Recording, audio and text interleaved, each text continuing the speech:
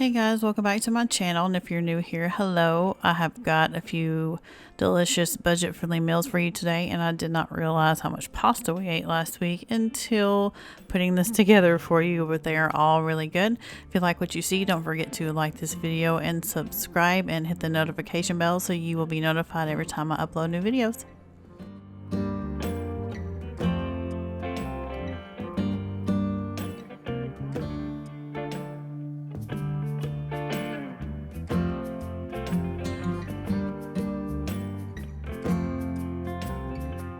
I finally got around to making that $1 million spaghetti recipe that I've had saved for years on Pinterest. And you're just going to start by boiling a 16-ounce box of spaghetti noodles, browning a pound of hamburger meat with whatever sauce you want. And then you're going to have to get a rectangular baking dish and cut up half a stick of butter. I think it ended up being like 5 pieces for me.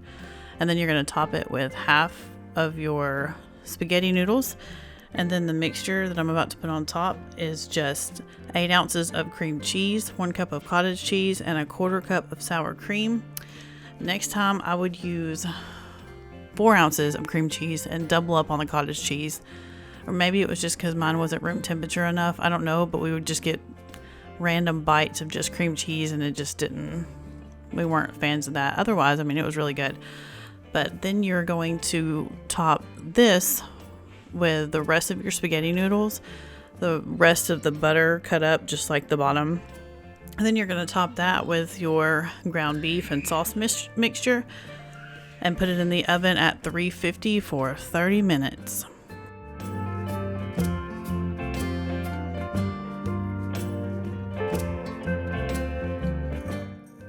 If you have ever made this before, you'll have to let me know in the comments. I feel like I'm like totally late to the game on this one.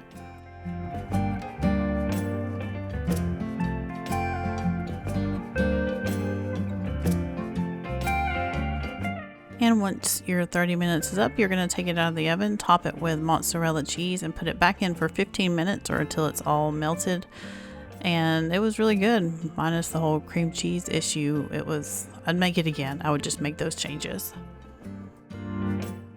On Tuesday, I'm making a family favorite that I've been making for years. I got it off budgetbites.com, and I will link the exact recipe down below. But I'm starting by boiling my penne noodles, a whole box. I have half of an onion. I've diced it very fine, and about a tablespoon or so of minced garlic. And you're going to let that cook up until it's fragrant, and toss in a can of fire roasted tomatoes, half a teaspoon of oregano, half a teaspoon of basil, half a teaspoon of salt, and a little bit of pepper, and then also about a pinch of crushed red pepper flakes. I like a little bit more than that, so I'll add it afterwards, but it just depends on your spice level.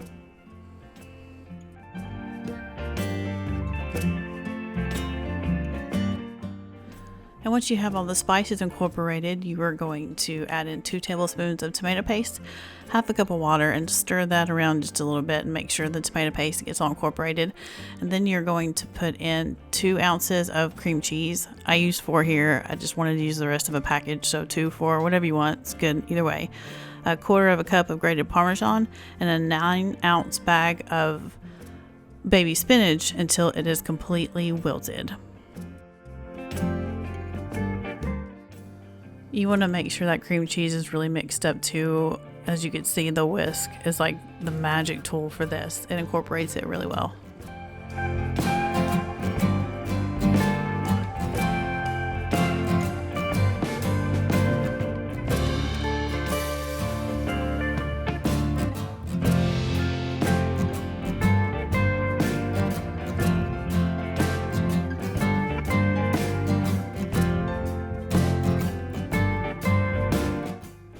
And then once your noodles are done and drained, you're going to add them in just a little bit at a time. That's what I do, just to make sure everything gets coated. And you top it with shredded Parmesan cheese, and that's it. Like I said before, you could add more crushed red pepper at the end. The heat with this dish is really, really good. I really like it.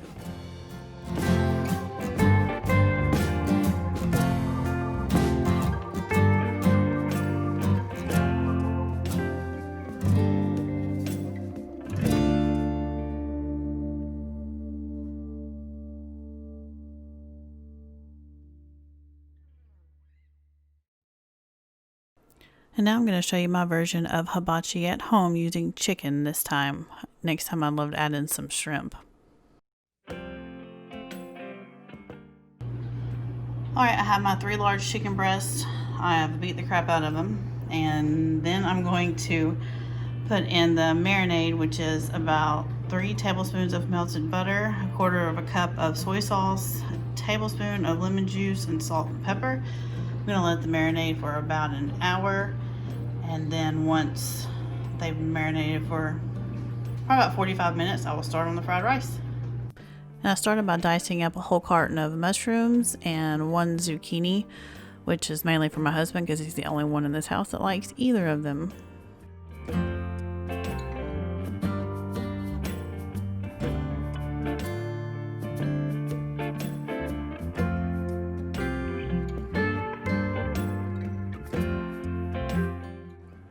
Let me know in the comments below if you also don't like mushrooms. I'm so weird about textures with food, and it's not really the flavor because I like stuffed mushrooms if they're cooked right, but if they're kind of like spongy, I cannot do it.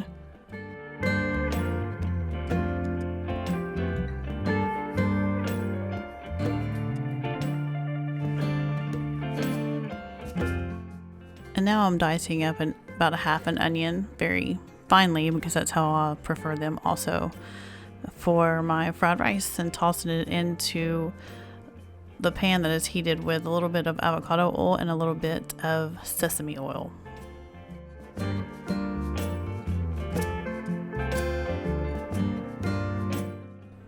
Once your onions are translucent, you're going to put in your rice. Here I have about 4 cups, and I actually made it the day before, which is preferable with fried rice because it helps it fry up easier.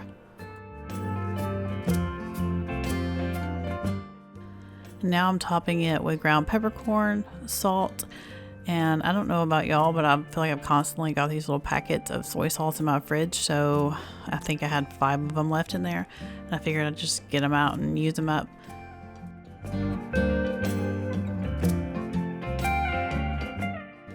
Once you've got the soy sauce in there, you're going to toss in a bag of frozen peas and carrots, incorporate that really well.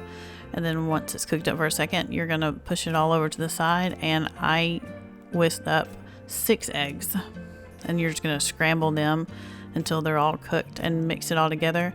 I ended up, of course, tasting it as I always recommend, and putting in more soy sauce and more ground peppercorns. I was trying to recreate what a local restaurant does with their fried rice. It is so good, and it's really like peppery.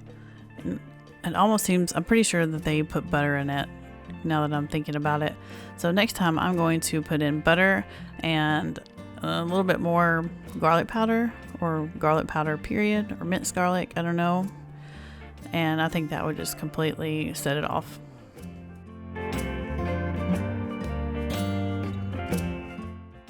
I'm going to use the same skillet to cook up the veggies and chicken, so I just pulled all the rice out, put a lid on it, and if you pack it down in there, I mean, it stayed hot. Put a little bit more oil in my pan. I'm going to grab my chicken breasts and put them in there, and I ended up putting a few veggies in there too. I didn't show that part, but at first I thought there was going to be like no room, and I was going to cook the veggies after I cooked the chicken, but you'll see what I end up doing, and it worked out better anyway. But you're going to cook them, I think I ended up flipping them like 3 times possibly, just until they're 165 at least.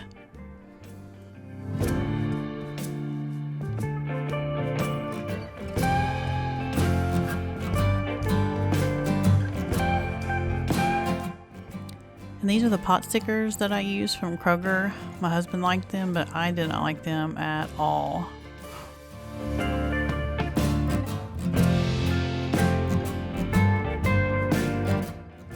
This was my first time cooking a meal like this at home, actually, minus the fried rice. So if you've done this on the regular, or you have some tips or something on making hibachi style food at home, I would love to hear about it, because the whole concept we loved. My husband loves this kind of stuff.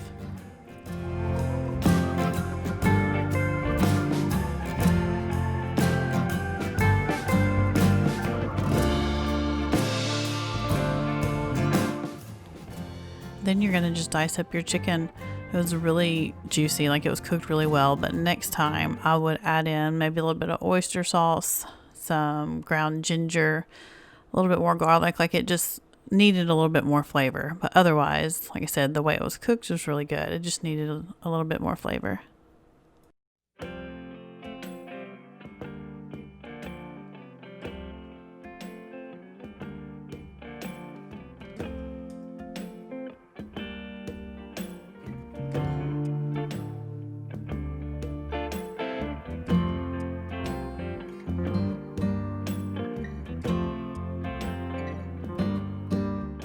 And on Thursday, I made brownie pan lasagna and garlic cheddar rolls.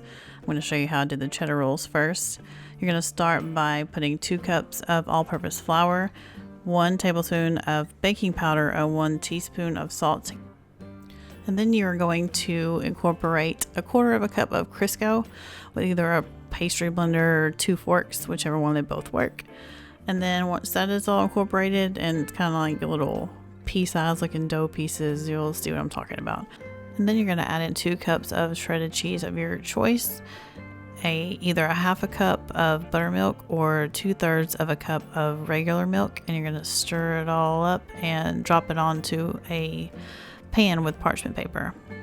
And bake them for 8 to 10 minutes at 475. Just keep your eye on them because I imagine at that high heat you can burn them pretty quickly. But 10 minutes were perfect for mine. Just depends on your oven. Once you pull them out though, you're going to immediately use a silicone brush or a spoon to pour over whatever you have your mixture of 4 tablespoons of melted butter, garlic powder, and Italian seasoning.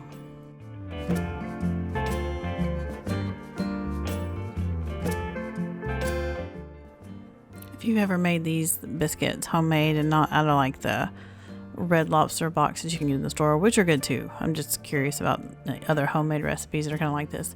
Let me know down below. These are my very favorite. Like, I'm not even a huge fan of Red Lobster, and I love seafood. I'm not a huge fan of the restaurant, but their rolls, I go there for those.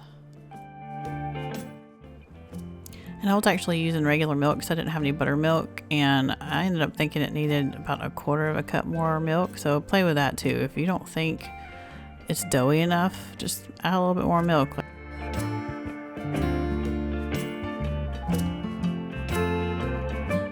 And I have lined my baking sheet with parchment paper and just dropped them on there like this. That's what they should look like. It's really easy. I actually used an ice cream scoop. Is right after the 10 minutes, like I said, and I am topping them with the best part. I'm telling you, just watching this again now, I really want to make them again. My husband actually joked that he wanted a batch ready when he got home from work every day. So I'm telling you, try this recipe. You will not be disappointed. I will link it down below for you. And now let's get into the brownie pan lasagnas. This brownie pan is from Pampered Chef, but you can also get them at Target and probably other places. But you're going to start by making a mixture of chopped spinach, a 1/2 cup of mozzarella cheese, and a 1/4 cup of Parmesan, and you're going to mix that all together. And like all recipes, I will also link this down below. Next, you're going to place about 1 tablespoon of marinara sauce at the base of your brownie pan. I'm just using the Walmart Great Value marinara, but you can use whatever you want.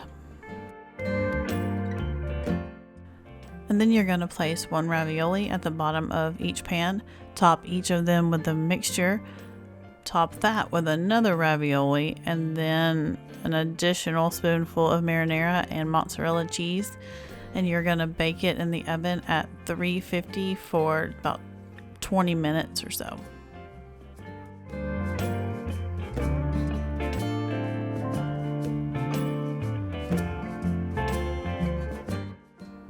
If you've ever made anything in a brownie pan, let me know down below. Share your recipe with me. I have also made a pineapple upside down cake in these, and they are really good. I'll do that for you guys soon too.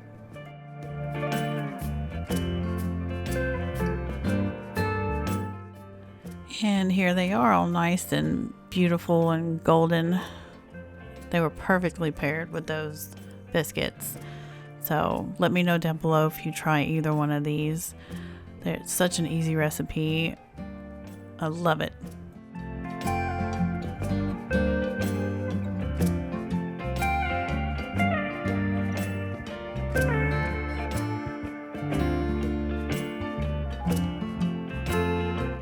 My last meal of the week is this chicken and rice bake.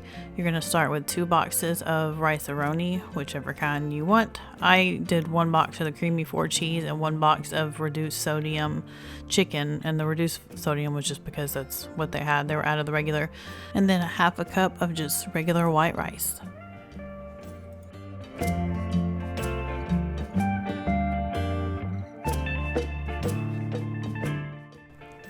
And this step is not necessary. You could just throw your seasonings on the chicken legs, but I decided to toss them in some oil just to make sure that they stick.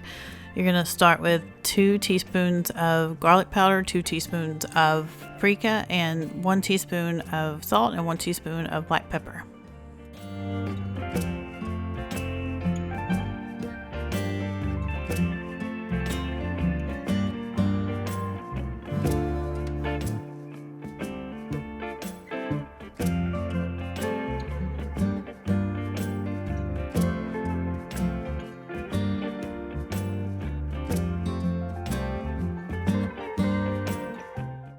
You've got your chicken all coated. You're going to heat up 4 cups of water in the microwave. I did it for 5 minutes. It's supposed to be pretty much close to boiling.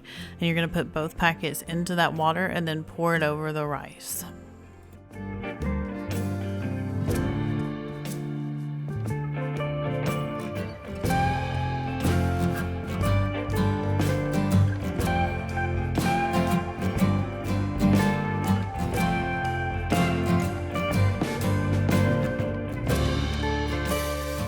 Lastly, you're going to put all your chicken legs on top of the rice mixture, and then you're going to cook it for an hour at 350, and then you're going to take the aluminum foil off and cook it for an additional 15 minutes just until the chicken is at least 165.